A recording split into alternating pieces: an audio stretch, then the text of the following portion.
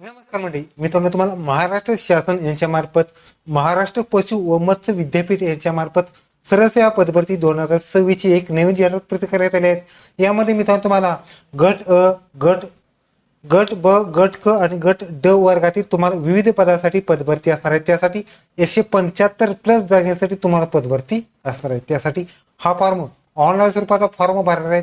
या व्हिडिओमध्ये आपण कशा पद्धतीने अर्ज करू शकतो, कोणकोणती डॉक्युमेंट लागतात, बाकी संपूर्ण माहिती या व्हिडिओच्या माध्यमातून आपण जाणून घेणार आहोत. तर व्हिडिओ शेवटपर्यंत नक्की पहा. व्हिडिओ आवडल्यास व्हिडिओला लाईक करा, शेअर करा, कमेंट करा. असेच नोट चॅनेलला सबस्क्राईब करून बेल नक्की दाबा. आज चढा सुरू करूया. ओके, तर मित्रांनो तुम्हाला या ठिकाणी म्हापसू मार्फत या ठिकाणी म्हणजे Maharashtra animal and fisher science university Nagpur यांच्या मार्फत कायमस्वरूपी पदभरती केली जाणार. त्यामध्ये जर पाहिलं तर ह्या ऑनलाईन वेबसाईटद्वारे आल्यानंतर तुम्हाला रिक्रुटमेंट टॅब ह्या बटनवर क्लिक करायचं आहे आणि खाली आल्यानंतर तुम्हाला पहिल्यांदा ड्राफ्ट ॲडव्हर्टाइजमेंट असणार आहे. त्यामध्ये ड्राफ्टमध्ये सुद्धा तुम्ही माहिती पाहू शकता. यावरती आपण एक ऑलरेडी व्हिडिओ बनवला आहे, याची लिंक डिस्क्रिप्शन बॉक्समध्ये मिळून जाईल. तो व्हिडिओ संपूर्ण त्यामध्ये संपूर्ण माहिती आपण सांगितलेली आहे. त्यानंतर मित्रांनो तुम्हाला online application non teaching non पोस्टसाठी ह्या क्लिक हिअर जो बटन आहे त्यावरती क्लिक करायचं आहे. ओके, तर तुम्ही अशा पद्धतीने जी की संपूर्ण माहिती आहे तुम्ही फॉर्म भरण्यापूर्वी संपूर्ण माहिती एज्युकेशन तुम्हाला कॅटेगरी वाईज सगळं रिझर्वेशन या ठिकाणी तुम्ही पाहू शकता. यामध्ये मित्रांनो तुम्हाला ही पदभरतीसाठी मित्रांनो तुम्हाला TCS मार्फत तुम्हाला हा फॉर्म भरायचा आहे. फॉर्म भरण्यासाठी तुम्हाला पहिल्यांदा या ठिकाणी रजिस्टर बटन हे ऑप्शन क्लिक करायचं आहे. ओके मित्रांनो, पहिल्यांदा रजिस्ट्रेशन करण्यासाठी तुम्हाला काही महत्त्वाची माहिती भरायची आहे. त्यामध्ये मित्रांनो तुम्हाला कॅन्डिडेट म्हणजे या ठिकाणी तुम्हाला फुल नेम मधलं पहिल्यांदा तुमचं नाव टाकायचं आहे, मिडल नेम टाकायचं आहे, आडनाव नाव सुद्धा तुम्हाला टाकायचं. त्यामध्ये जे ID प्रूफ वगैरे असतात किंवा SSC मार्कशीट वगैरे असतात त्यानुसार तुमचं नाव असायला पाहिजे. त्याचबरोबर फादर्स नेम टाका, मदर्स नेम टाका. जर तुमच्या नावामध्ये बदल असेल तर हे सिलेक्ट करायचं आहे आणि जो नावामध्ये बदल आहे तो ठिकाणी तुम्हाला टाकायचा आहे. जी बर्थ डेट SSC प्रमाणे जी बर्थ डेट आहे ते ठिकाणी तुम्हाला टाकायचे आहे. त्याचबरोबर वय वगैरे सगळं तुमचं येणार आहे. त्याचबरोबर जेंडर मेल फिमेल काय असेल ते सिलेक्ट करा. त्याचबरोबर तुम्हाला एक मेल मोबाईल नंबर द्यायचा आहे, तो मोबाईल नंबर टाका. कन्फर्म तोच मोबाईल नंबर सुद्धा इथे द्यायचा आहे आणि अल्टरनेट नंबर देऊ शकता, काही प्रॉब्लेम नाही. त्याचबरोबर एक मेल ID द्या आणि कन्फर्म तोच मेल ID तुम्हाला द्यायचा आहे. त्याचबरोबर 10वीचा सीट नंबर टाका आणि 10वीचं वर्ष आणि मंथ कोणतं होतं ते सिलेक्ट करायचं आहे. त्याचबरोबर तुम्हाला 3 एक्झाम सेंटर टाकायचे आहेत. त्यापैकी पहिलं जे एक्झाम सेंटर हवं ते टाका, सेकंडला जे हवं आहे ते एक्झाम सेंटर टाका आणि थर्डला जे हवं आहे ते एक्झाम सेंटर टाकू शकता तुमच्या चॉईस प्रमाणे. खाली नोटला टिक मार्क करून जनरेट OTP ह्या बटनवर तुम्हाला क्लिक करायचं आहे. ओके, आपण संपूर्ण माहिती भरलेली आहे. त्यानंतर मित्रांनो OTP जनरेट ह्या ऑप्शनवर क्लिक करा. खाली कॅप्चा आहे तो कॅप्चा टाकायचा आहे आणि सबमिट बटन हे ऑप्शनवर क्लिक करायचं आहे. त्यानंतर मित्रांनो तुम्हाला एक मोबाईल नंबर मेल वरती एक OTP येणार आहे, तो OTP तुम्हाला टाकायचा आहे. ओके, आपण अशा पद्धतीने OTP टाकलेले आहे. त्यानंतर OTP व्हॅलिड ह्या ऑप्शनवर क्लिक करा. OTP सक्सेसफुली सबमिट झालेले आहे. त्यानंतर ओके बटन ह्या ऑप्शनवर क्लिक करा. खाली ॲग्री करा आणि खाली कॅप्चा आहे तो कॅप्चा तुम्हाला टाकायचा आहे आणि प्रिव्ह्यू बटन हे ऑप्शनवर क्लिक करा.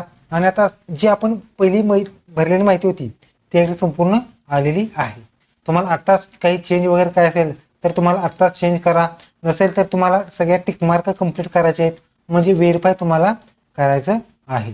ओके, आपण सगळ्या टिकमार्क केलेले आहेत. त्यानंतर मित्रांनो तुम्हाला खाली सबमिट बटन हे ऑप्शनवर क्लिक करून ओके करायचं आहे आणि जो तुमची प्रोफाईल कंप्लीट झाली होती सगळी कंप्लीट झालेली त्यामध्ये तुमचा रजिस्टर ID पासवर्ड तुम्हाला मेल ID आणि मोबाईल नंबरवरती सुद्धा आलेला आहे.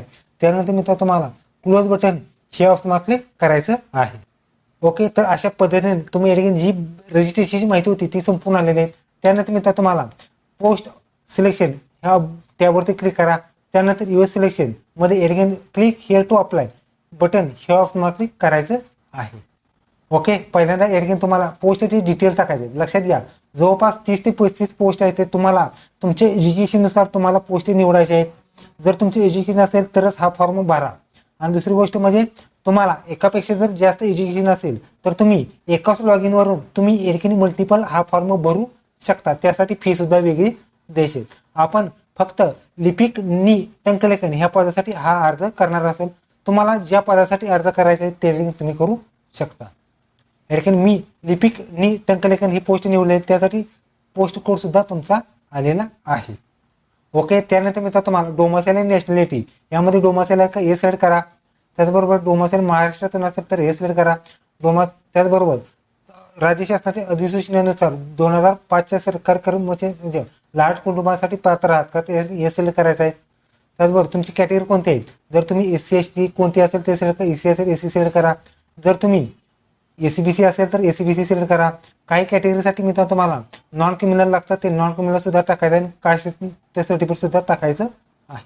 काही कॅटेगरीसाठी तुम्हाला कास्ट सर्टिफिकेट लागतं आणि नॉन क्रिमिनल लागत नाही.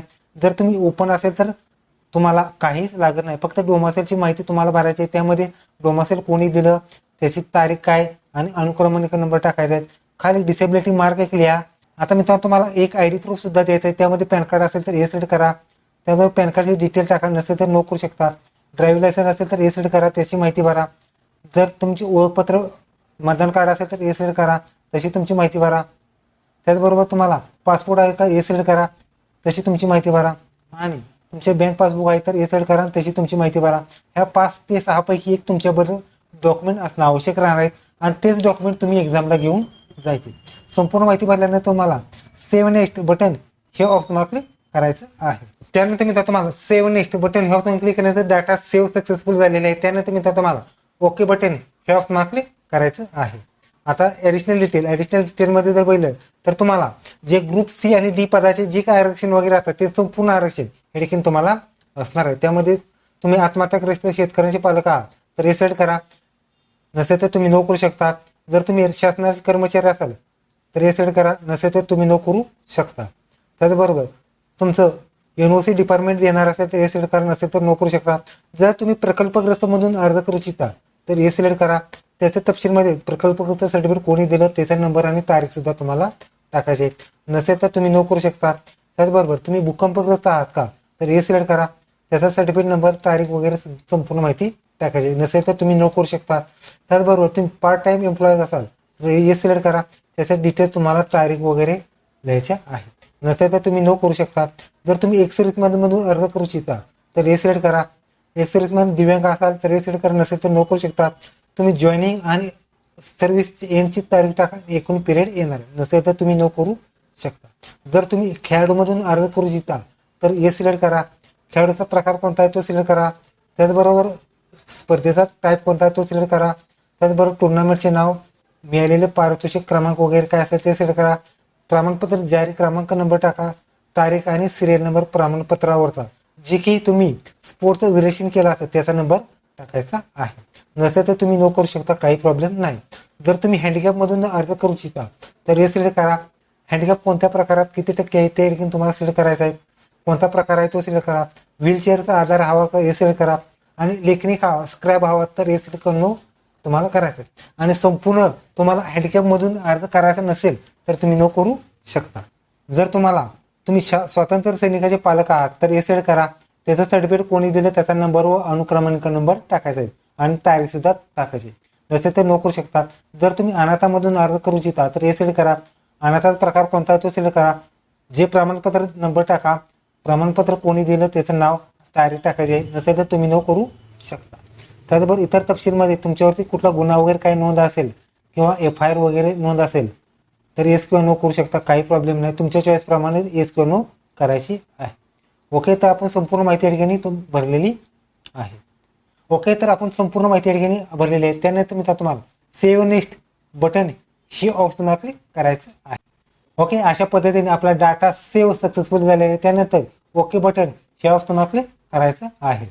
आता त्यानंतर मी तुम्हाला कम्युनिकेशन डिटेल आणि करस्पॉन्डंट यामध्ये मी आता तुमचा पत्रव्यवहारचा पत्ता टाकायचा आहे. त्यामध्ये मी तुम्हाला करस्पॉन्डंट आणि परमनंट असे 2 ऍड्रेस टाकायचे आहेत. या लाईन 1 मध्ये तुमचा आधार कार्ड प्रमाणे संपूर्ण ऍड्रेस टाका. त्याचबरोबर लाईन 2 मध्ये सुद्धा तो ऍड्रेस टाकू शकता. त्याचबरोबर कंट्री इंडिया सिलेक्ट करा.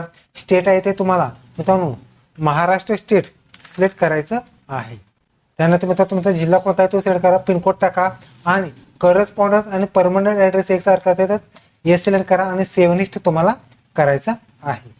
ओके, आपण संपूर्ण माहिती भरलेली आहे. त्यानंतर मित्रांनो तुम्हाला सेव्ह नेक्स्ट बटन हे ऑप्शन क्लिक करा. अशाच पद्धतीने डाटा सेव्ह सक्सेसफुली झालेले आहे. त्यानंतर ओके बटन हे ऑप्शन क्लिक करा. आणि आता सर्वात महत्त्वाची गोष्ट म्हणजे एज्युकेशन एक्सप्रेस. काही पदासाठी विविध पात्रता असणार आहेत, त्यानुसारच तुम्हाला हा फॉर्म ऑनलाईन स्वरूपाचा भरायचा आहे. त्यामध्ये पहिल्यांदा मराठी भाषेचं नॉलेज आहे का तर एस सिलेक्ट तुम्हाला करायचं आहे. यामध्ये पहिल्यांदा एसएससीची डिटेल्स द्यायचे आहेत. यामध्ये एसएससीचे बोर्ड कोणता आहे ते सिलेक्ट करा. स्कूलचं नाव, पर्सेंटेज प्रकार वगैरे काय असेल तो सिलेक्ट करा. ऑप्टेन मार्क्स, टोटल मार्क्स, टक्केवारी येणार आहे. त्याच पद्धतीने तुमचे 12वीचे डिटेल भरायचे आहेत. 12वीला बोर्ड कोणता ते सिलेक्ट करा. 12वीचे स्कूल नेम, कॉलेज नेम काय असेल ते टाका. पर्सेंटेजचा प्रकार कोणता आहे तो सिलेक्ट करा. ऑप्टेन मार्क्स, टोटल मार्क्स टाकून टक्केवारी येणार आहेत.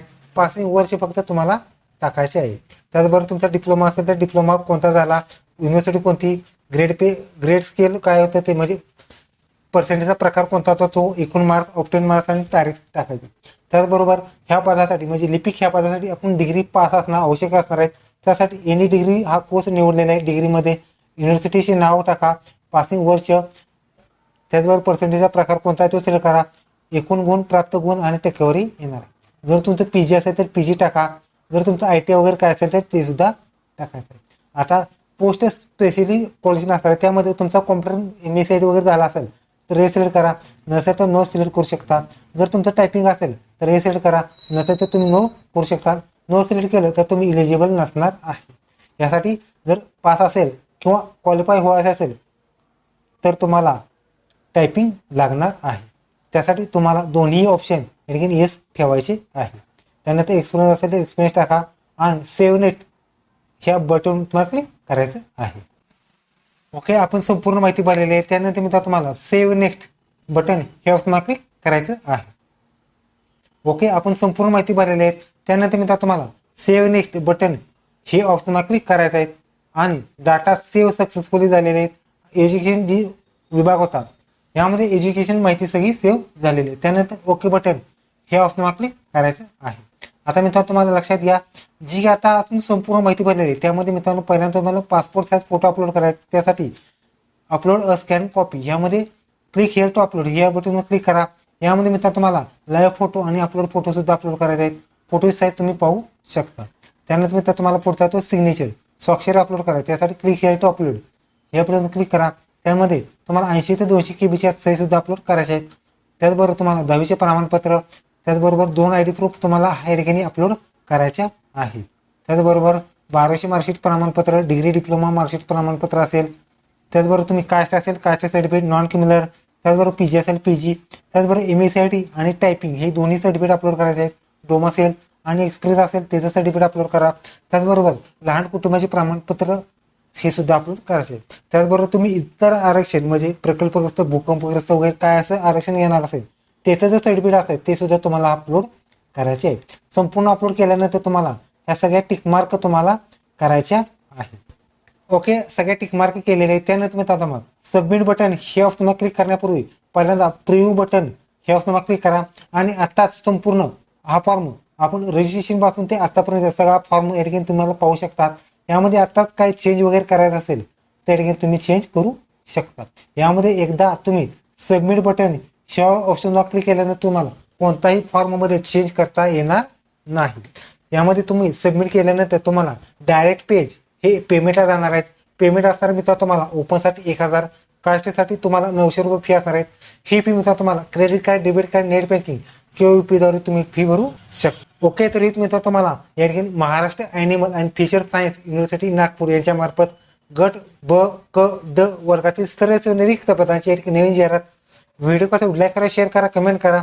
धन्यवाद. जय हिंद, जय महाराष्ट्र.